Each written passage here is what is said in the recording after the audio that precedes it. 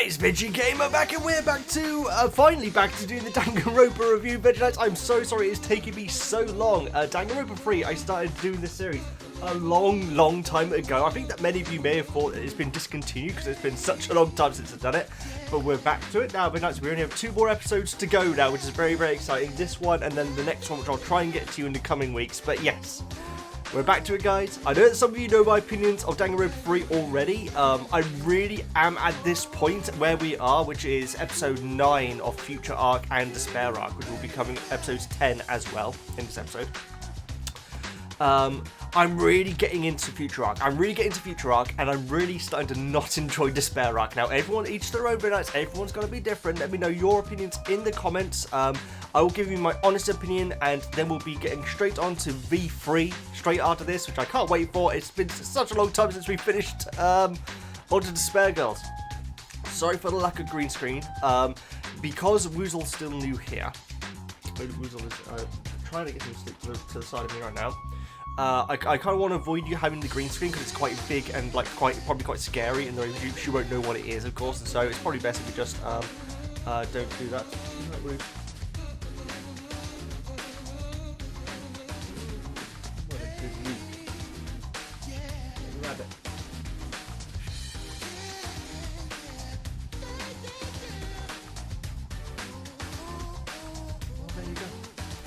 But yes, guys, we will get going with these episodes now. Before we get started, any chance to get the video to exactly 100 likes, let's get on with Future Arc Episode 9.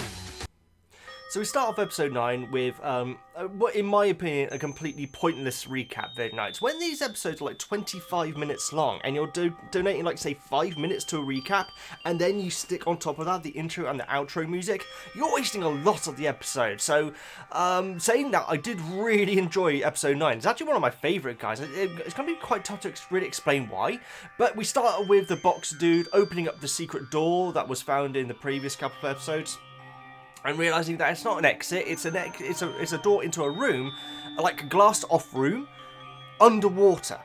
Now, we'll get into that later on, but it's very confusing how they seem to be in the tower, but underneath the tower, and it's like an exact clone of the tower, which is kind of strange, but we'll get to it when it's explained by Kayako, because Kayako explains everything, which is good. I really like Kayako in this series. So yes, they're underwater, not 100% sure why. Yuna Arakami finally finishes off the Aegis robot girl, wheelchair girl, I should say, and there's a nice little shot of it's like a cell phone or a computer or a monitor or something, showing the forbidden actions for different characters. Now, it only shows a couple that actually says. It says that Chiesa's was if you dies, I think. It's a nice touch. Obviously, she's already dead. And we saw Bull Boy as well, which is kind of strange. His forbidden action is taking a free count, which in wrestling is obviously get pinned, which is obviously unlikely to happen because he's the ultimate wrestler, and so that seems very strange for that. It's basically like saying, for the boxer dude, if you lose a boxing match, then it's your forbidden action. It's very unlikely to actually happen considering he is meant to be the ultimate wrestler. But really, it's you know what, that was probably just chucked in as like a little joke, later on, because obviously Bull Boy is already dead. So yeah, everyone gets grouped up. Boxer guy finds Yuna Arakami. They have a little chat. More on that later. And also the good guys, I guess you would really say, Hina, Makoto, Animator Dude, and Kayako all group up, which is very nice. So everyone's grouped up apart from the dessert girl, guys, and obviously this is her big moment in this episode. I think it was pretty obvious to happen, but yes. Yeah, the boxer dude is about to confess something to Yuna Arakami. Now, at this point, when I was watching it, very nice. Obviously, now I know what it was he was going to confess, but at this point, I had literally no idea. So that was very well hidden, I guess you would say. But just before he gets the chance, he gets stabbed by Yuna Arakami, which is that sucks. That really sucks. Now, Yuna Arakami's philosophy is basically like saying, if he kills everyone on the planet, there will be no despair. It's kind of getting to that point, but obviously that's because he has been heavily hit by despair, which we will cover in episode 10 of the Future Arc, which will be later on in this episode. In this video. I need to say video, not episode. It's so confusing. So we actually see Dessert Girl on her own, like talking to herself about like once she gets out, then she's going to have all the friends that she wants. She's very, very terrified and paranoid at this point. It actually shows her betraying the blacksmith guy. It's a very nice scene where he basically he's fine with it, which is nice. I get the feeling that he kind of knows that they're not getting out of there, and maybe he knows her forbidden action. I don't think. We don't express, or maybe we do. Maybe when he is blocking off the door, she says that no one can go through there or I'll die. And so I think that he very possibly just accepted that he was not getting out of there, or at least for her to get out, he would have to die. And so, kind of. Yeah, kind of. Yeah, that kind of makes sense. So I'm guessing that's why. So she slips him a sweet, he accepts it, and it's... I really like this character, guys. I actually really do. Obviously, oh my goodness, Veggie. It starts with a K. My favourite character from Danganronpa 3. Oh no, see, it's been so long since I've done these videos. Seiko. I prefer more, but I would love to see. I'd love to see a full drawn out backstory to these two characters, because I think that they're really awesome. I do think that they were both good friends, but their paranoia and, you know, with Dessert's Guild feeling that she wasn't good enough for Seiko. Because she could never, like, you know, give her she could never do her skill for Seiko. And yet Seiko was doing her skill for Dessert Girl so much. That's a really good dynamic. I said it last time, guys, but it does remind me of Chie and Yukiko from Persona 4. I know I've gone a lot about Persona 4 Midnights, but their relationship is really good. And this between Seiko and Dessert Girl is basically if that relationship did go the way that the Shadows wanted it. It really is, actually. If you look at what the Shadows are after, it really kind of is. With the Dessert Girl basically being the Dessert Girl. In fact, they got the same haircut as well, so, well, similar haircut. But yes, at this point, it was very obvious that Dessert Girl's going to not be with us for much longer. A moment which I personally did not pick up on at all, you know, something which I didn't predict at all. All the good guys are sitting around having, I think, tea, they're discussing the case and everything, discussing how they're going to get out of there and everything, and Makoto's like feeling very down on himself, and Kayako completely reassures him and like says that no matter what, you had to keep your faith, you know, for the good of everyone in there and also the good of the world and everything. And I mean, when I rewatch it, it was kind of like, you know, what's the term? You know, it wasn't hiding its cards at this point, guys. But when I was first watching it, I didn't pick up on it at all. So they all go to sleep. First, we see the Dessert Girl completely wrecked. She seems to have lots of sweets in her mouth and everything, so God knows what happens there. But then the good guys wake up, apart from Kayako, and like I say, guys, I did not see this coming at all. She's dead, and so they check out her forbidden action, which is if Makoto survives 4 nights, then she dies. That is that's brilliant. I really like that. That. If we'd known about that earlier on, it could have added even more, but the fact that we found out after she had died is fantastic. That's really good writing. It's an absolutely brilliant stipulation for her.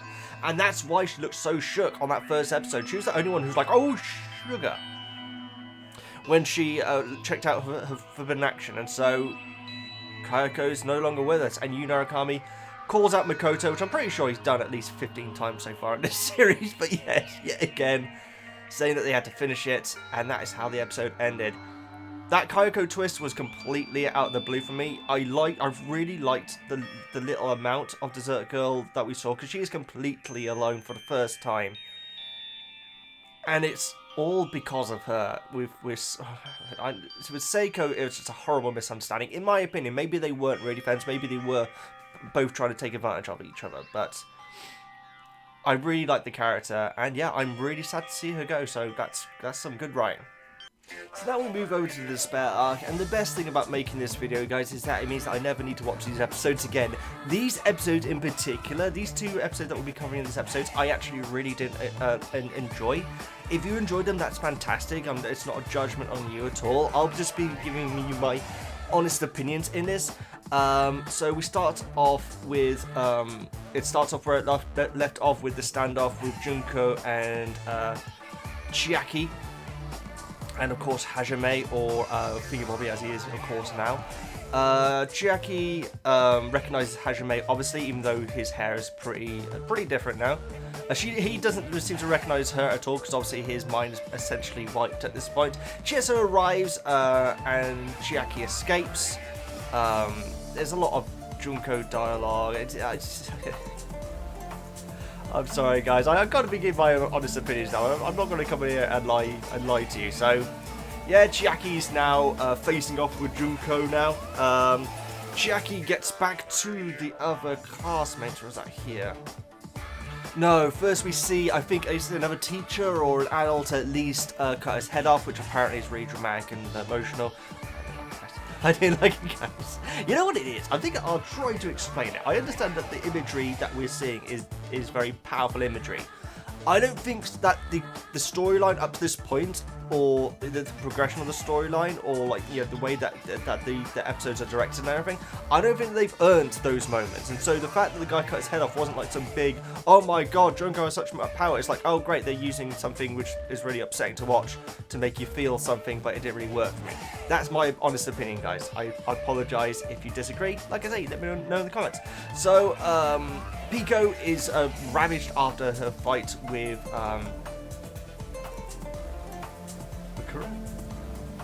Mukuro. Yes, that's right. And yes, Chiaki does get back to the other classmates. I think that they don't want to go and try and save Chiaki. Chiesa, it's this whole switching around who's saving who sort of thing, then walking down corridors and dramatic talking and everything. The whole thing just seems very badly paced, in my opinion, at this point.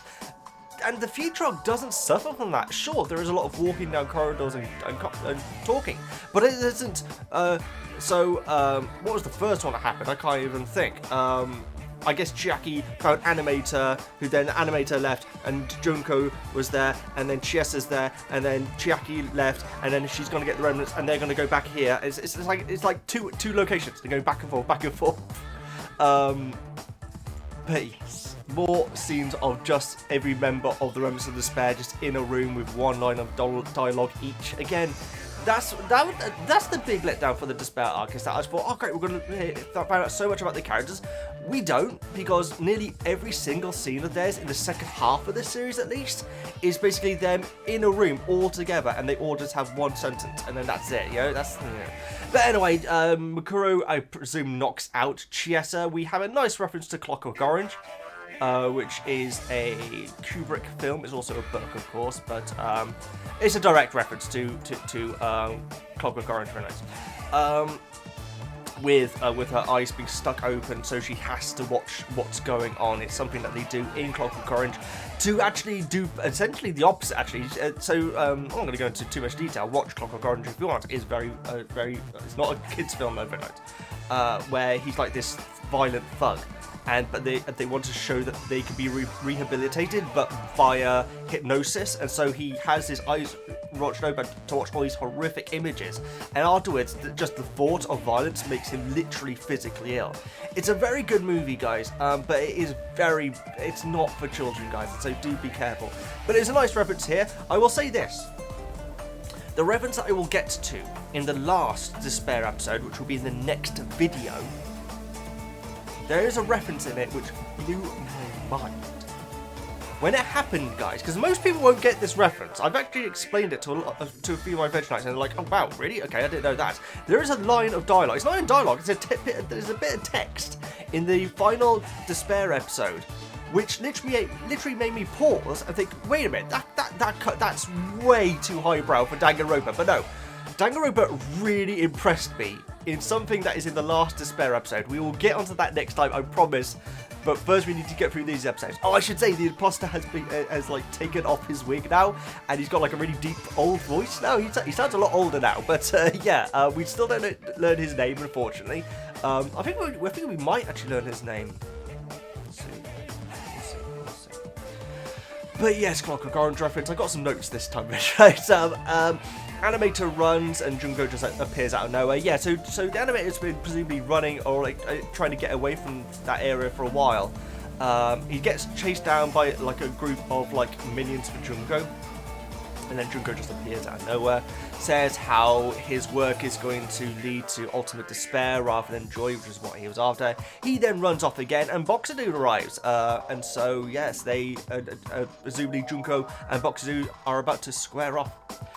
Mikan pushes Chiaki through a trapdoor out of nowhere, which seems a little bit convenient, but yeah, whilst there's more walking down the corridor. So basically the remnants of despair are walking down the corridor to where Chiesa was last seen. But they're actually going to be heading somewhere else, and we'll be checking out next time in the next episode. So back to the future arc, guys, and then we get a very nice Danganronpa 1 flashback from when Kayako went down the chute after Makoto. Really nice to see this scene, especially at this time. It's very, very poignant to have this at this point. So, oh, it's a really, really nice touch. Because even at this point, they didn't really get... Oh, obviously, they didn't get on that well, because Kayako basically caused Makoto to nearly die.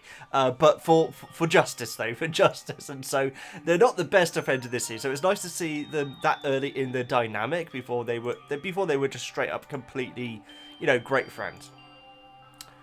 There is a complaint I have here. We essentially have a replay of the entire reaction to Kayako's death in its entirety, and it feels like it probably isn't this much, but it feels like it's around 3 or 4 minutes of exactly the same footage that we saw in the previous episode. We didn't need that, guys. Again, with the intro, with the outro, with 5 minutes of reused footage, that is a chunk of your 25 minutes already gone. And so that's a minor little complaint. At this point in the series, it's like, okay, we don't need to re-see it. Come on, let's get the story going. Let's just get the story going. So Makoto hides his tears, where the animator's like kind of furious at him, like saying, "Hey, how can you just like leave Kayako here? She was meant to be your friend and everything." And Makoto's like putting on a brave face, like saying, "I know I have to because I need to try and solve this problem." And Kayako would have wanted that. Really nice touches when Makoto leaves the room. He then does break down, and so Makoto isn't this person who he's not even the person who Kayako kind of makes him out to be. He's not completely forever without despair, and it was really nice to see that he did have that moment of being broken. We have a flashback, which not even a flashback, sorry, but we have a scene where actually no, it's a flashback of earlier in the series, but of Yu Narukami finding a couple of pictures on Chiesa's body of her like playing with some children.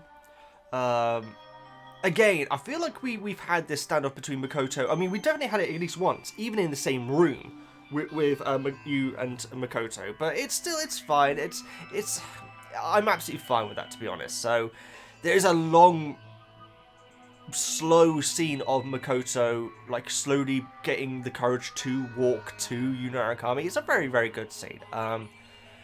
It's almost silent as well, so I actually really appreciated the different kind of art style in that. So after another discussion of despair and hope and so on and so forth, Yu Narukami then comes at Makoto. Makoto flees the room, closing the door. Again, this is something which I didn't pick up on until this point. And yeah, the chase is on, guys. Yu Narukami is chasing after Makoto. Makoto attempts to murder Yu Narukami, I'm pretty sure at least once. He tries to electrocute him in some water at one point. He throws like a fire extinguisher at him as well. I'm not sure if he's actually trying to kill him, but the electrical water, that's kind of trying to kill him. Unless he thought he was just going to knock him out, maybe, but I don't know.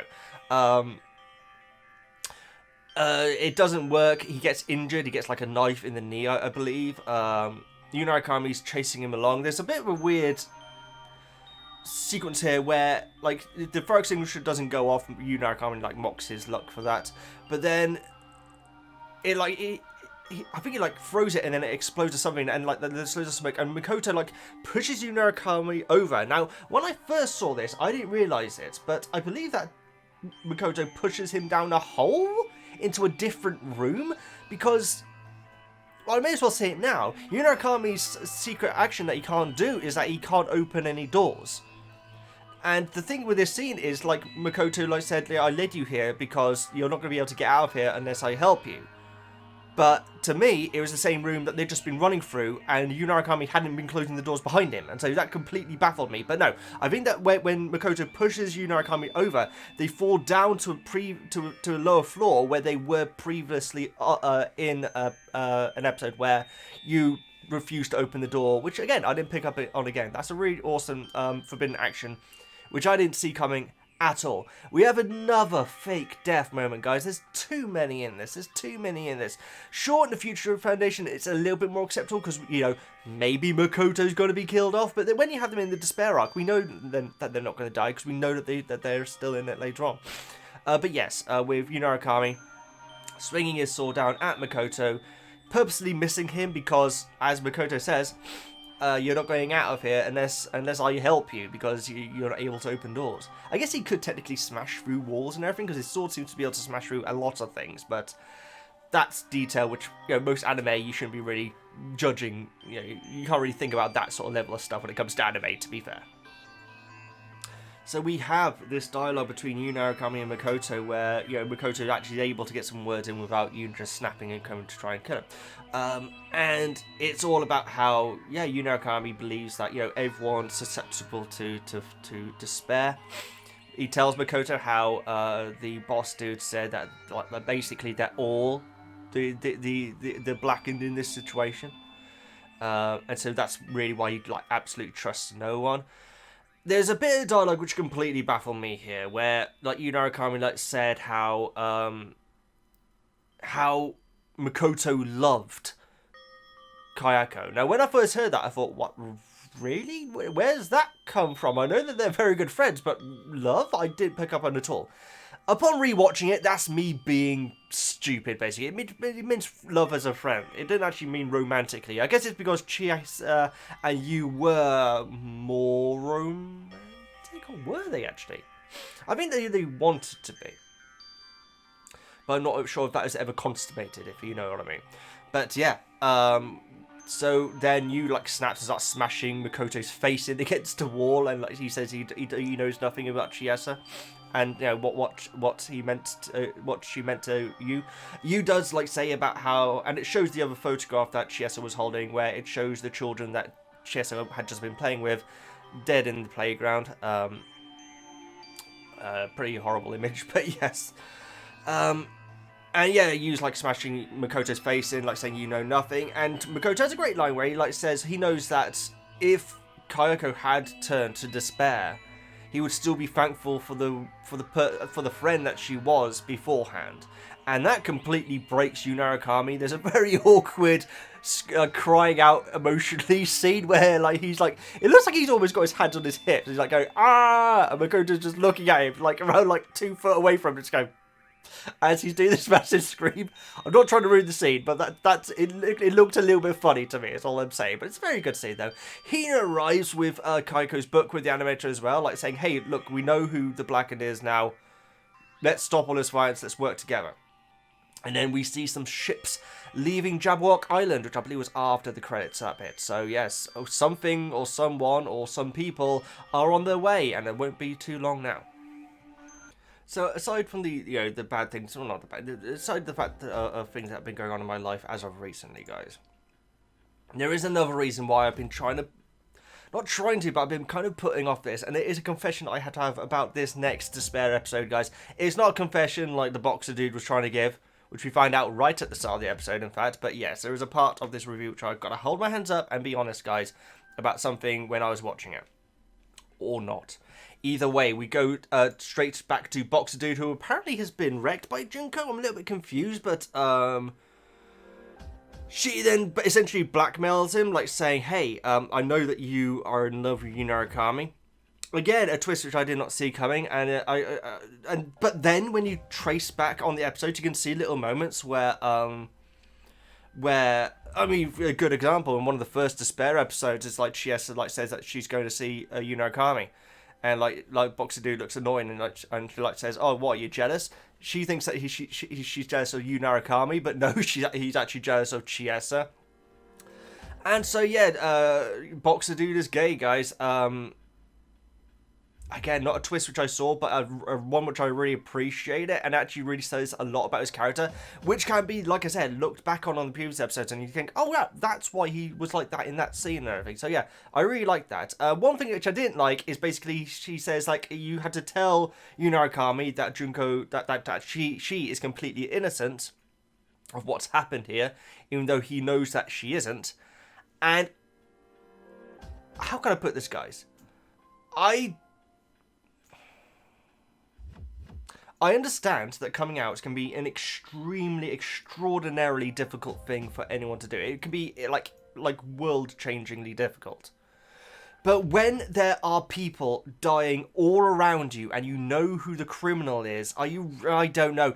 That seemed a bit odd, guys, for him to like keep the secret that Junko is behind it all, so he can not get outed. That sounds insane to me, considering what Junko is doing and goes on to do to the planet. Or at least Japan, at least. Let me know your opinions on that in the comments, guys, because I might have that completely wrong. But that, to me, that's insane that he wouldn't. But either way, like I say, I could be completely wrong. I understand that it is extremely difficult to come out like for people, but in that instance, that seemed mad. And also, couldn't you just said, no, she's lying? Picture of you on my phone, so. Anyway, ignore me, guys. Remnants of Despair walking down more corridors, of course. They enter what is the trial room for Danganronpa 1, guys, which is interesting to see it this early in the story. It would make sense, though.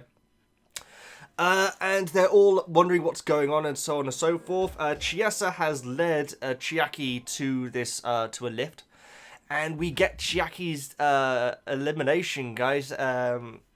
Punishment, I guess you would say in this instance. Loads of TVs in the trial room get turned on, showing what's happening to Chiaki. We get a short 2D animation, like the executions in Danganronpa, where it has like a 2D, nicely animated executions. Only very, very briefly, though. To be honest, I would have vastly improved. I vastly liked it more. That's a terrible way of putting it. I would have liked it much more if they'd stayed to that art style, but they didn't, guys. They then go back to the anime style, and here's my confession, guys. I didn't watch the scene. I'd just like to specify that Veggie did start to watch it and quickly realised it was not he was going to want to watch, and so it's not like he literally didn't watch the scene. He watched the start and thought, nope, not for him. So that explains that. Please continue, Veggie. I didn't want to watch it. I clicked through, saw what essentially to me was, I used the term last time, so I'm going to say it again. No, it's not really torture porn, is it? No, it kind of is. It kind of is, guys. I didn't want to watch it, guys. I honestly didn't. I think it went on for like around 5 or 6 minutes. I get the idea. Chiaki's dead. I didn't have to see her slowly getting ripped to shreds. And so I just didn't want to watch it, guys. That's my big confession this episode, guys. I didn't want it. I feel really bad about it. I'm sure that I'm getting comments saying, what the hell, Veggie, you're meant to be reviewing it. I know, guys. I didn't want to watch it. I think that you all know 2020 has not been a particularly good year for me anyway, and watching something quite so bleak and destructive, I honestly just didn't want to watch it. And I have literally no interest in ever watching it. I get it. She was violently killed. Great. Moving on. I don't need to watch it, guys. I actually really did not want to watch it, and like I say, I don't think I ever will watch it. And like I said, I did skip through to make sure that I wasn't skipping the next scene or anything very crucially important. But I then did watch the scene after it all happened. Obviously, where with all the remnants of despair watching, they say that they can't move because of the hypnosis. That's in the video, and so they're all forced to watch it, much like Chiesa in the previous scene in a way. Nagato starts talking. The usual Nagato stuff, and we have our remnants of despair, guys. This is how it all happened. I think I went into this previously in a previous review, or it may have been a live stream, so I better go over it again here. I do think the use of hypnosis being the excuse, not the excuse, the reason why the remnants of despair had their minds broken, is a bit of a letdown. I did reference it last time. In fact, I actually referenced it last time. I actually put up a picture of the Joker from The Killing Joke, which is a very famous Batman comic. And it's all about the creation of the Joker. And later on in it, when he is the Joker, he's talking about Batman. He's like saying how the difference between Batman and Joker is just one bad day. For something to happen to flip that switch, to completely break a human being. Now, earlier on in Danganronpa 3, the Despair arc, I thought that's where we were going. Because we had Mahiro's friend. We had Fuyuhiko's sister. We had moments like that where I was genuinely getting very excited. Wow, this is how they're going to do it. They're going to have it where these people are like isolated together.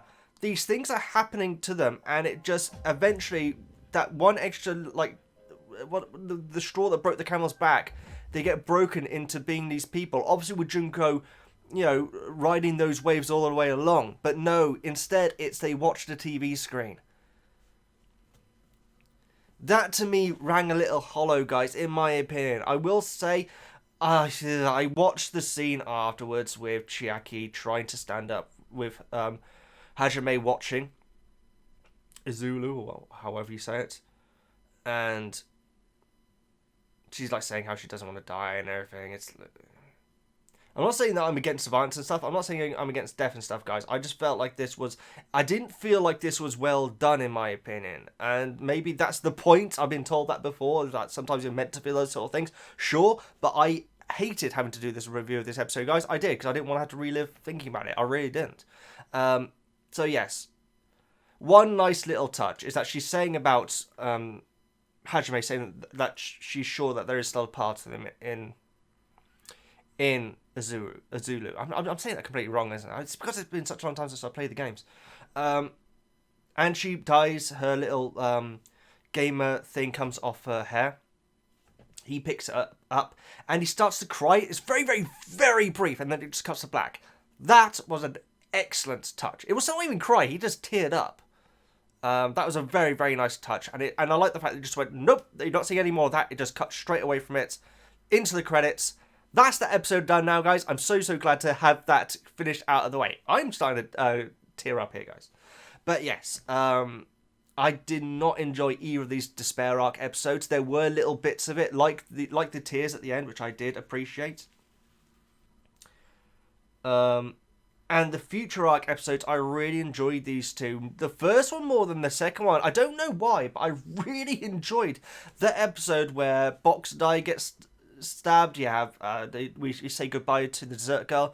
We have Kyoko heavily hinting that she's going to pass away, and I didn't pick up on that at all, guys. Obviously, we will discuss that more in the next episode, with the next video, which will be the final Danganronpa 3 episode, guys. Oh my god, then we can finally get on to Danganronpa V3. It's taken me so long to get to this point, guys. I hope that you're still with me. If you are, I apologize that it has taken me so long. We'll be getting to it soon, I promise. Please like, comment, subscribe, all that good stuff. I'm VeggieGamer. Please let me know your honest opinions in the comments. Even if you think I've got it completely wrong, guys, I'd love to read your comments on this sort of stuff. And also, I will do a top new character in Danganronpa 3 list and say let you know who I think of, like Seiko, Yunarakami, Dessert Girl, Boxer Guy. I guess I need to learn their names by then. His name's Juzo, right? I'm not sure. I'll see you next time.